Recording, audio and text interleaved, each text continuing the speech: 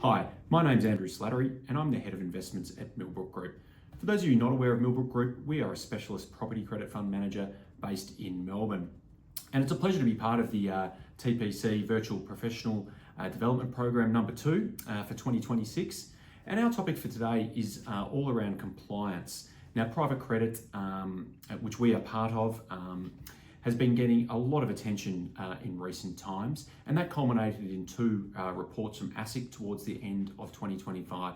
So we thought it was really good time to just talk about what ASIC's findings were, and what ASIC want to see from the broader sector, and what we have done at Millbrook to strengthen our overall compliance and governance. Hi. The reports that ASIC released were Report 814 and Report 820, Private Credit in Australia. They're both titled.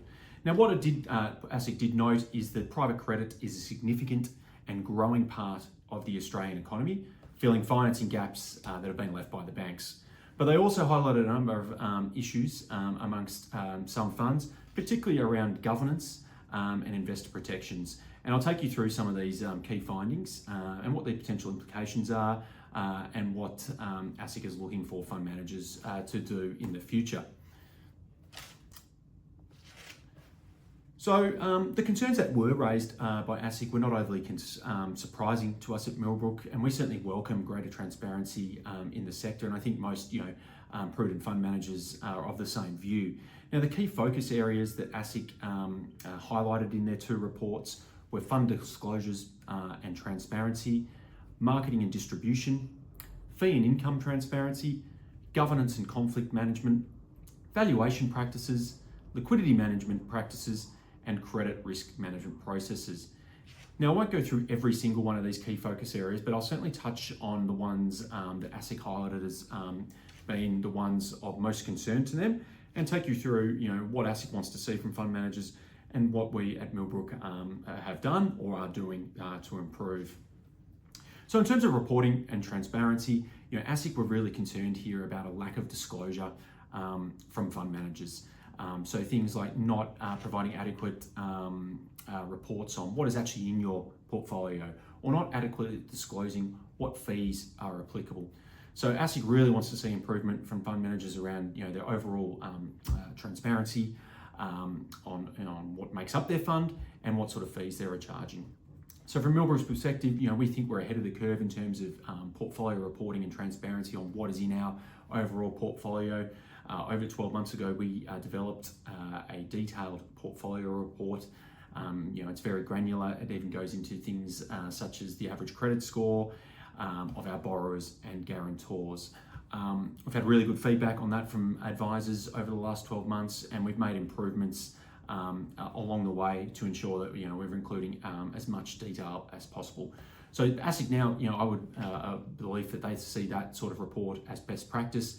A lot of other good fund managers also provide such a report, but that is what ASIC now wants to see. They want to also see adequate disclosure of arrears, if there is any, and proper transparency on what is deemed to be an arrears or a default. They also want to see in terms of that reporting aspect, that your reports and your fund is being audited by external parties, and that's something certainly at Millbrook that we do have in place. Moving on to liquidity and redemption management. Now, the main concerns here from ASIC were around not adequate disclosure from certain fund managers around what the liquidity actually was, and a potential mismatch in investment terms and the liquidity being offered. So ASIC wants fund managers to be very clear on what the liquidity is in the fund, what the redemption terms are these fair to investors, and what sort of caps can be imposed. And they also want to make sure that there's not a misalignment there between investment term and these liquidity terms, which could affect overall liquidity management. The other things they want to see is they want to see liquidity stress testing as well. So they've certainly noted in their reports that there were some fund managers that did not do any stress testing at all on their portfolio, and noted that the good fund managers were conducting these liquidity stress tests. So at Millbrook, we do conduct these liquidity stress tests. We think that we have a pretty good alignment between our investment term and our liquidity terms. We think our liquidity terms are defined pretty clearly or defined clearly in the various disclosure documents and are certainly fair to investors. So when it comes to alignment of investment term, for our direct investors, they have a minimum 12-month investment term, and that aligns well with the typical loan duration being 12 to 13 months. So there's alignment there, which helps manage liquidity strongly. And then when it comes to platform investments, we have clear withdrawal terms, and we can impose caps, in worst case scenarios. So that is all clearly identified, and that's what ASIC is looking for. Clear terms, fair terms to investors that are adequately disclosed. Now, I touched on fees, and that was certainly another big consideration for ASIC. They were concerned, as I mentioned, that fees were not being adequately disclosed to investors in some instances by some fund managers. So that's certainly going to be a hot topic. We think our disclosure documents were pretty good, but we have made some improvements around those to provide even more detail around the fees that are paid to us directly as the manager, and to make sure that investors know what fees are received by us directly and not passed on to the investor. So we think it's a good thing that and it'll create a level playing field for managers, and everyone will be disclosing what fees are applicable to the investor and what fees they are receiving as the manager. So ultimately, what we want, or what ASIC want, I think, is simple and transparency. Make it easier for investors to make an informed decision about what they're investing in and what they're paying for that investment. So I think you'll see improvements around that and disclosure. As I said, we've made some improvements to our PDS document. We've also made some changes to our target market determination document as well, to ensure that investors fully understand what we believe the correct target market is for this type of investment. Now, another hot topic to come out of the ASIC report was around governance and conflicts. So this was a big one for ASIC. They were particularly concerned that some fund managers were being involved in various related party loans or related party transactions, and these were not being disclosed or not being adequately disclosed to investors. ASIC also wants to see either an external responsible entity as the overall RE of the fund, or that the internal RE has a majority independent board to ensure strong governance. So at Millbrook, when it comes to related party loans, we have 0 related party loans in our portfolio. They are prohibited across our funds, and certainly from my perspective, I have a bit of a problem with related party loans, and that's why they're not permitted within our fund. So we think that's a strong aspect of our fund and also other funds. Now, when it comes to governance, we do have our own internal RE, but our RE is majority independent. So we have 4 board members, 1 is internal, and 3 are independent members, which we think provides strong governance, and that's what ASIC wants to see. They want to see that independent oversight of the fund manager. They don't want to see related overt influence by the internal manager on the operation of the fund. We also, at Millbrook, we have a compliance committee as well. That is majority independent, so that just adds that extra layer of compliance. We're not actually required under ASIC's rules and guidelines to have that compliance committee because our RE is majority independent, but we've got that in place for that extra bit of independent oversight, and we think that's prudent. That compliance, the compliance committee and the compliance plan gets audited by an external auditor, and then we also have another auditor, Grant Thornton, that actually audits the fund reporting. So I think that's pretty strong governance. That's what ASIC wants to see. They want to see more independence. They want to see more independent oversight by external providers. And I think most prudent fund managers will look to improve here, or have already improved in that area. Moving on to valuations and portfolio risk. This was another area of concern for ASIC, particularly around independence of valuations. So ASIC raised concern that certain fund managers were relying on internal valuation assessments or valuation reports and not relying on third-party external valuation reports. So at Millbrook, all our valuations, except for very few, are conducted by external valuers that are on our accredited valuation panel. So the only time we don't rely on a valuation report if there was a very low LVR, and in that instance, we can rely on a thing such as like a council rates notice. But we're not doing any internal valuations at Millbrook. All our valuations, as I said, conducted by third-party independent valuers. And ASIC certainly sees that as best practice, and most good fund managers will be reliant on those independent valuers to provide those reports. One interesting thing ASIC did raise in their reports was around the frequency of these valuations, and they were indicating that globally, they were valuations were typically conducted on a quarterly basis. Now, that's an interesting thought. If you look globally, the private credit market is dominated by corporate lending, whereas in Australia it is dominated by lending backed by real estate. So in our fund, typical loan duration is 12 to 13 months. So short loan durations, we will undertake a valuation at the start of the loan, and typically we won't revalue that loan over that 12-month loan term unless there's been some sort of significant credit effect. But we have a great deal of confidence, that a residential asset in Melbourne, Sydney, or Brisbane is not going to, the value of that property is not going to change very much within that 12-month time period. So we're of the view, if we were forced to value these residential assets on a quarterly basis, I think that would be overly over the top. I think the only real person that would benefit would be valuers, who would be getting these extra fees. So I think there needs to be some further clarity from ASIC around what they actually mean by these quarterly valuations. Do they mean the assets being revalued, or are they talking about the loans being valued on a quarterly basis? And in terms of our loans, our unit price is stable at $1, but we would only change the dollar value of one of our loans is if we believe there was going to be a capital loss experienced on that particular loan. So I think there's still a little bit of discussions to have with ASIC there. They haven't been clear exactly what they mean by that, but certainly they've been clear that they want to see independent valuation reports, and these need to be done certainly more frequently than 2 or 3 years, which some fund managers were apparently doing. In terms of portfolio risk, they're talking about ASIC were a little bit concerned that certain fund managers were overweight in certain asset classes. At Millbrook, with our flagship credit fund, we have very strict limits on certain asset classes such as construction and land loans. That's capped at 20%. So we've got those strict limits in place to help mitigate portfolio risk.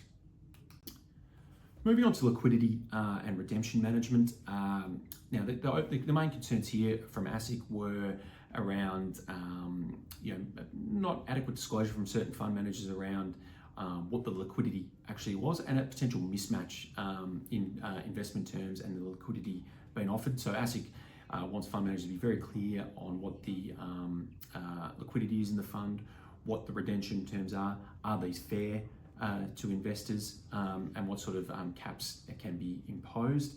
And they also want to make sure that there's not a misalignment there between investment term and these liquidity terms, which could affect overall liquidity management. The other things they want to see is they want to see liquidity stress testing as well. So they've certainly noted in their reports that there were some fund managers that did not do any stress testing at all on their portfolio, and noted that the good fund managers were conducting these liquidity stress tests. So at Millbrook, we do conduct these liquidity stress tests. We think that we have a pretty good alignment between our investment term and our liquidity terms. We think our liquidity terms are defined pretty clearly, or defined clearly in the various disclosure documents, and are certainly fair to investors. So when it comes to alignment of investment term, for our direct investors, they have a minimum 12-month investment term, and that aligns well with the typical loan duration being 12 to 13 months. So there's alignment there, which helps manage liquidity strongly. And then when it comes to platform investments, we have clear withdrawal terms, and we can impose caps, in worst case scenarios. So that is all clearly identified, and that's what ASIC is looking for, clear terms, fair terms to investors that are adequately disclosed. Now, in summarising the ASIC reports that have come out, as I said, we weren't overly surprised by a lot of what came out. We think we had made a lot of improvements, and a lot of what we're doing is best practice. I think what ASIC is ultimately trying to achieve is that they want to make it easier for investors to make an informed decision. At the moment, it can be very hard to compare funds to each other.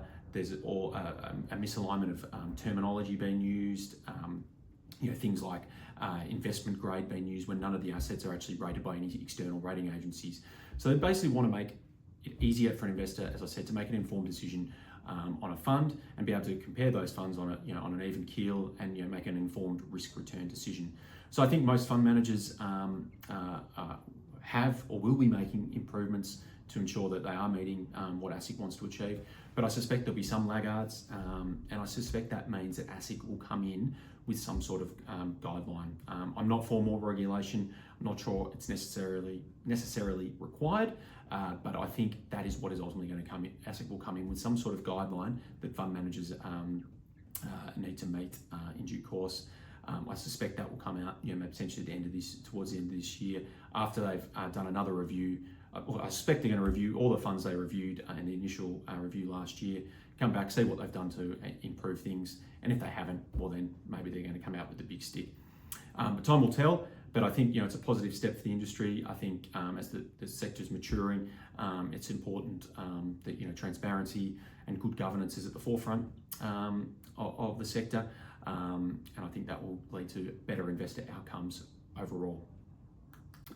I'd now like to give you a bit of an overview of Millbrook, because many of you will not be all that familiar with us, as we've only been sponsors of the TPC over the last 18 months. So I mentioned at the very start, we are a specialist property credit fund manager.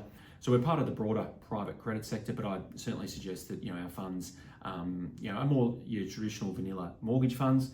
Mortgage funds became a bit of a dirty word post GFC, but ultimately, that is what our funds are.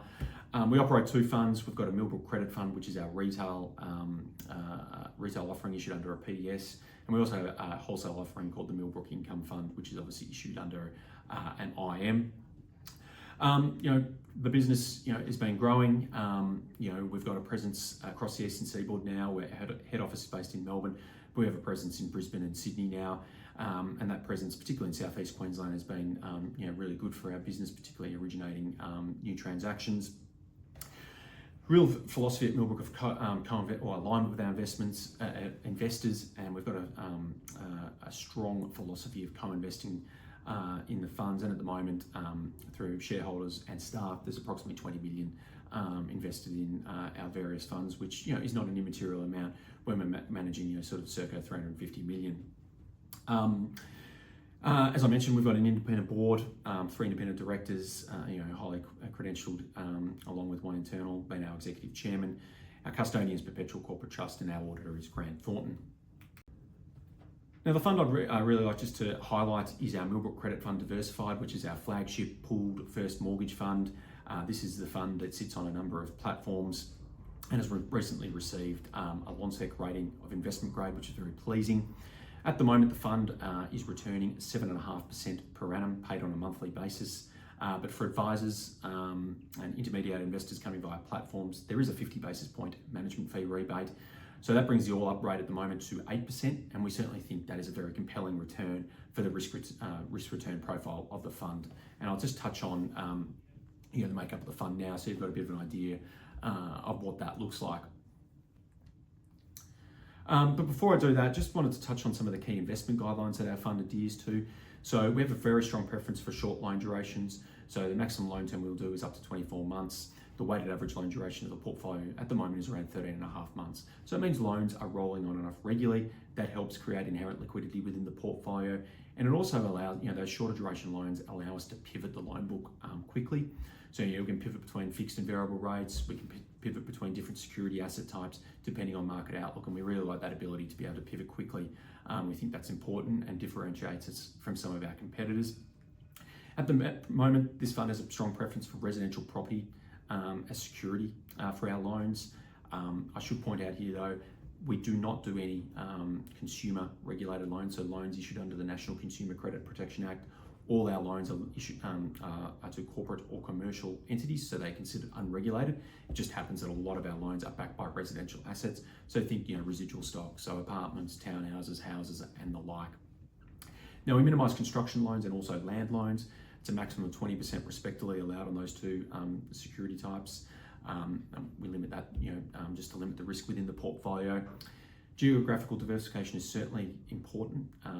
As a Melbourne-based and Victoria-based manager, we've always had an overweight position to Victoria, but we're conscious that we need to improve that diversification by geography.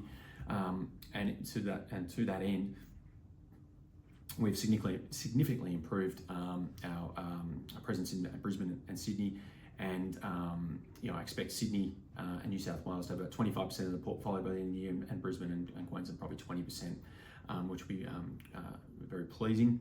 In saying that, we're not just going to diversify the loan book for the sake of it, just to make the pie charts look pretty. Each lone's still got to meet that strict criteria that we adhere to. Now, we take a very conservative approach to loan to value ratios. The maximum LVR on any one loan is 67% in the portfolio at the moment.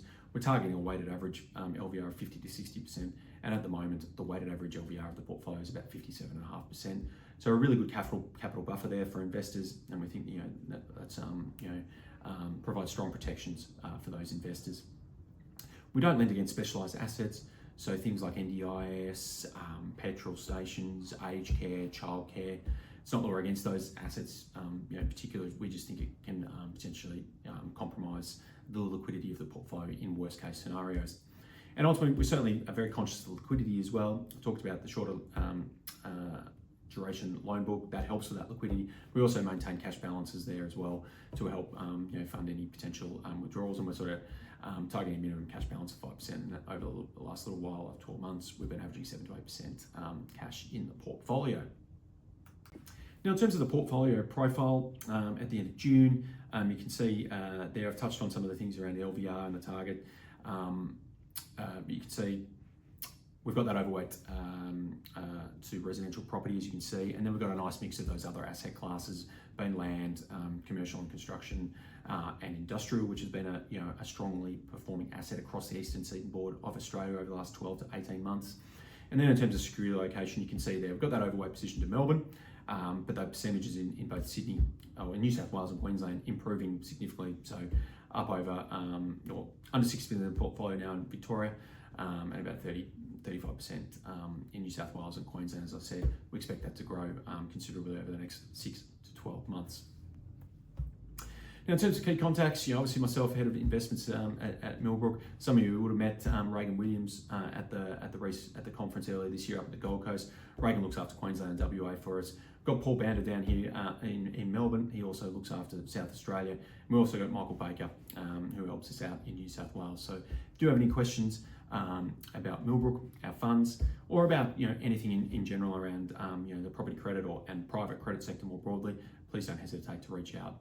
But certainly, thank you for your time, and I hope you got something out of this little snapshot into what ASIC is looking into in our sector, and I look forward to presenting again in due course. Thank you.